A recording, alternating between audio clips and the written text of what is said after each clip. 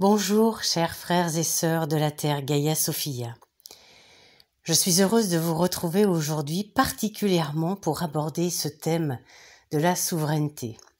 C'est un thème que l'on voit de plus en plus fleurir et qui se répand de plus en plus, et c'est vraiment bien et bien normal parce qu'en fait, c'est de plus en plus présent dans l'air. On sent que c'est quelque chose qui veut nous imprégner.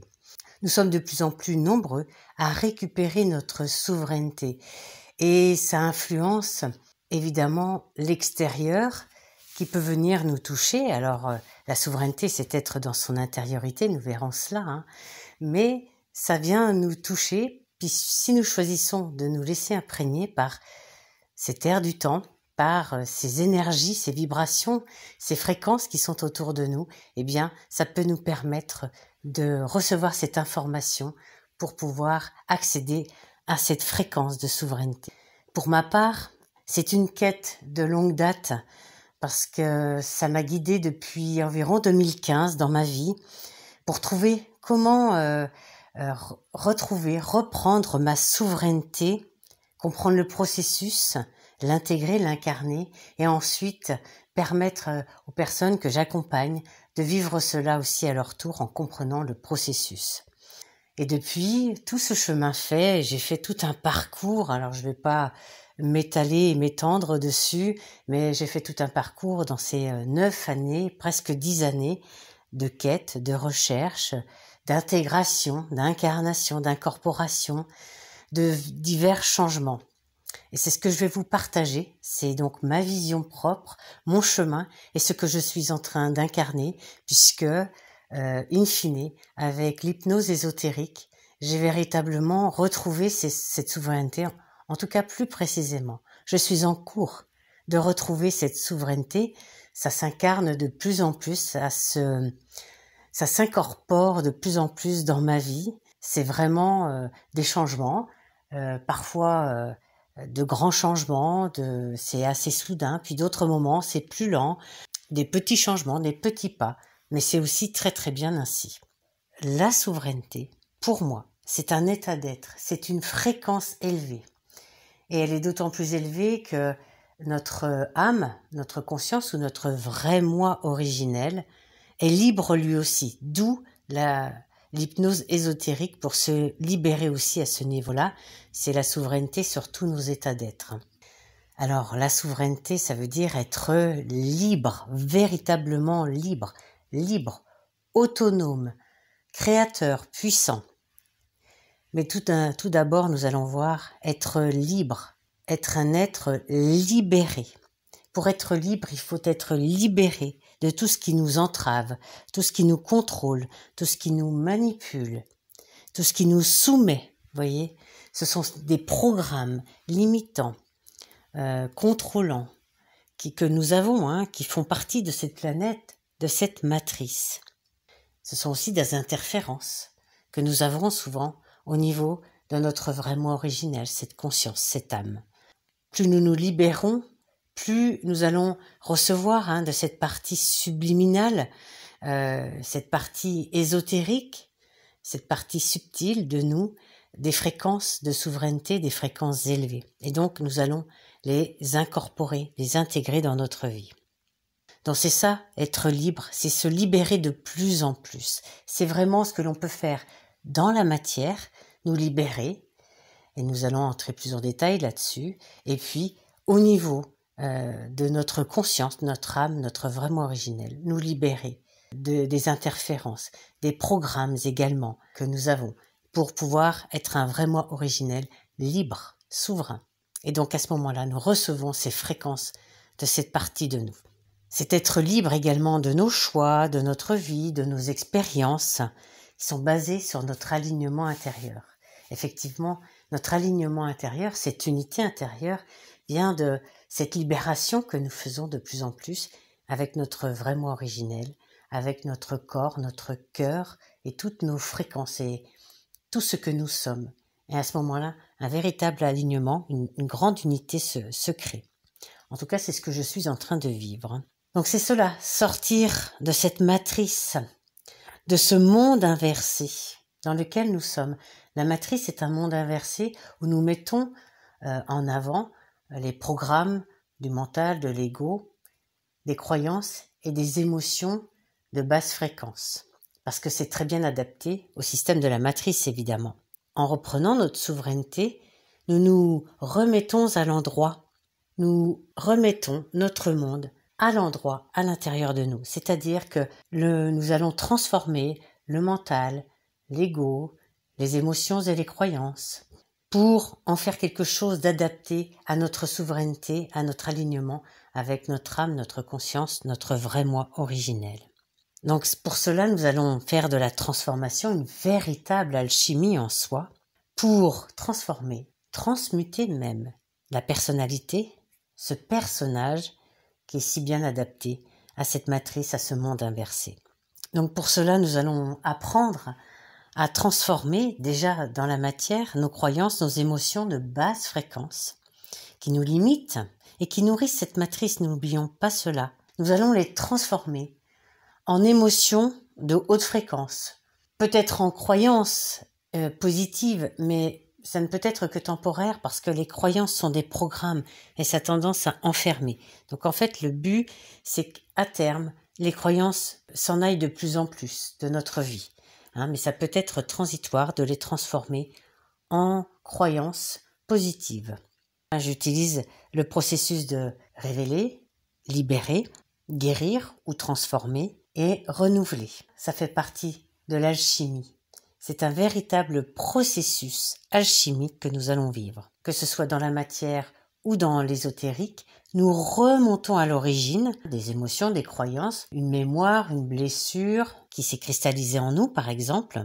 Nous remontons à l'origine de cela. Tout se révèle, tout peut commencer à se libérer. La libération, c'est savoir relâcher prise et accepter ce qui est, sans jugement, évidemment, pour pouvoir ensuite transformer, guérir ce qui laisse de la place pour le nouveau dans notre vie. Et c'est là que les émotions de haute fréquence peuvent s'installer durablement. Cela change tout dans notre vie, dans ce que l'on aimait autour de nous, mais également pour la suite dans nos actions. Une nouvelle façon d'être se met en place.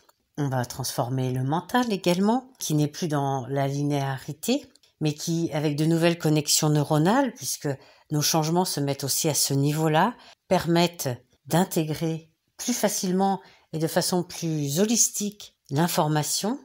Elle n'est plus triée par des filtres ou par nos croyances, par nos pensées, par toutes ces choses qui nous limitent effectivement, tous ces programmes qui sont dans le mental. C'est plus ouvert, ce qui ouvre les connexions neuronales et nous permet de recevoir l'information plus dans sa complétude. Et donc le mental devient une véritable conscience à ce moment-là. C'est beaucoup plus ouvert. Il n'est plus là pour aller d'un point A à un point B dans cette linéarité, fonctionner avec des programmes, mais il est ouvert à une nouvelle façon d'être, à une nouvelle façon de penser, à une nouvelle façon de poser des actes.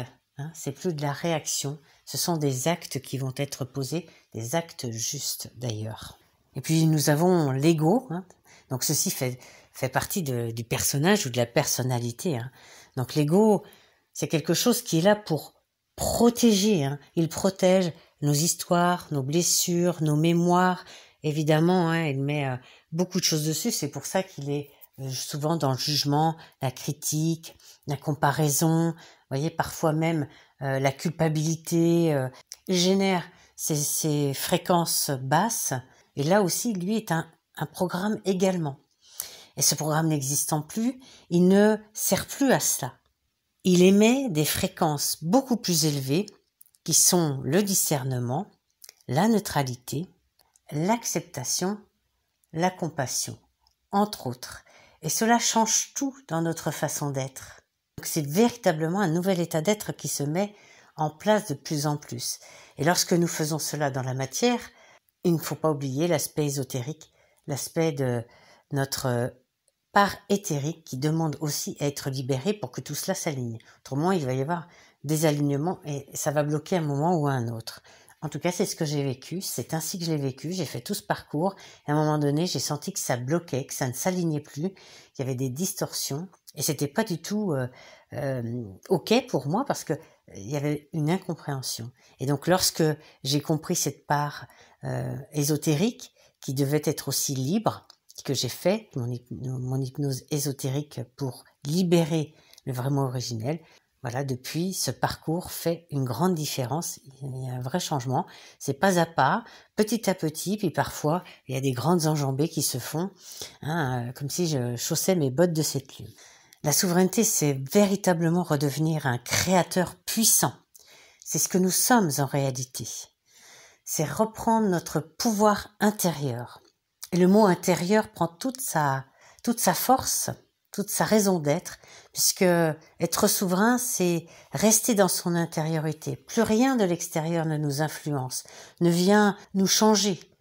Sauf, comme je vous le disais tout à l'heure, lorsque nous décidons que des fréquences positives puissent venir nous toucher dans notre intériorité. Évidemment, lorsqu'on est souverain, il n'y a aucune attente d'un sauveur extérieur, il n'y a aucun événement extérieur qui puisse venir nous déclencher. Nous ne sommes pas dans des jeux d'attente pour vivre quoi que ce soit. Nous le vivons aligné à l'intérieur. Nous recevons les fréquences élevées de notre âme, de notre vrai moi originel, pour écouter notre intuition, parce qu'évidemment, nous sommes beaucoup plus à l'écoute de nous. L'intuition, hein, c'est véritablement ce que nous envoie notre âme, notre vrai moi originel. C'est ce qui fait qu'on a inversé notre monde, ayant transformé la personnalité ou le personnage au service de ce vrai moi originel. Nous sommes dans notre monde véritablement aligné, qui est remis à l'endroit. Nous sommes en capacité de recevoir pleinement la force de vie créatrice qui provient véritablement de notre âme, de notre vrai moi originel. N'oublions pas que cette force de vie créatrice, c'est l'énergie la plus puissante de notre corps, de notre être tout entier. On sait, lorsqu'on en est souverain, que nous avons notre propre lumière intérieure, que c'est celle qui compte pour nous. Aucune autre lumière ne vient de l'extérieur, ça revient à cette intériorité qui est suprême en nous. Rien de l'extérieur ne peut venir nous changer, c'est notre propre lumière intérieure qui crée l'alchimie intérieure.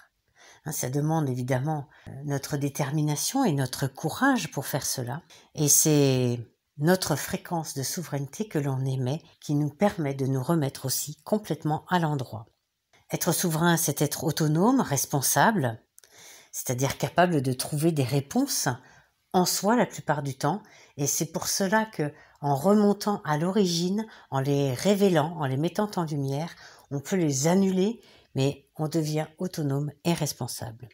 Enfin, être souverain, c'est savoir qui l'on est, d'où l'on vient, ce que l'on est venu faire dans cette incarnation. Et oui, notre raison d'être ici sur cette terre, c'est ce qui nous permet de trouver notre voie de réalisation. Alors pour terminer sur ce vaste sujet qu'est la souveraineté, je vous en donne un aperçu par rapport à ce que je vis, à ce qui s'imprègne et s'intègre en moi. C'est ma propre vision, je ne vais pas vous dire que c'est exhaustif. Je vous partage ce que je vis, uniquement ce que je vis et ce que j'ai compris de ce chemin, de ce parcours, de ce processus qui est de véritablement incorporer, incarner la souveraineté sur cette terre. Pour terminer, je vous dirais que c'est véritablement être des êtres libres, créateurs, puissants, car nous sommes avant tout des êtres spirituels, par notre âme, notre vrai moi originel, qui sommes venus vivre une expérience humaine, incarnée sur cette terre. Que nous ayons choisi ou non notre incarnation, et peu importe, à partir du moment où on libère cela à partir de la conscience du vrai moi originel, nous sommes ici sur cette terre, eh bien nous allons en tirer le meilleur parti pour vivre cette libération aussi dans l'incarnation. Évidemment, moi je vous parle de mon parcours ayant commencé par cette libération dans la matière, mais on peut le faire à partir de l'hypnose ésotérique, libérer notre vrai moi originel, notre conscience, et ensuite faire la libération dans la matière, dans ce processus que l'on appelle la métabolisation, et qui va évidemment nous demander de changer notre façon d'être, notre façon de penser, notre façon de ressentir, de nous exprimer et d'agir et de créer. Alors je vous souhaite, mes frères et sœurs de la Terre Gaïa Sophia, de vivre cette souveraineté. Je sais que beaucoup d'entre vous sont déjà dans cette souveraineté et ça me réjouit parce que nous émettons ces fréquences autour de nous et à un moment donné, c'est ce qui fait que le monde va changer, le monde va se remettre à l'endroit. Plus nous serons nombreux à vivre notre souveraineté sur tous les plans, plus ce monde se remettra à l'endroit et nous sortirons de cette matrice. Haut les cœurs, nous sommes en bonne voie sur le bon chemin pour que cela se vive véritablement. Alors je vous serre sur mon cœur, je vous embrasse, je vous envoie toutes les fréquences de souveraineté que je suis en train d'intégrer, d'incarner, d'incorporer. Et je vous dis à bientôt pour la suite de cette très belle aventure que nous sommes en train de vivre sur cette planète.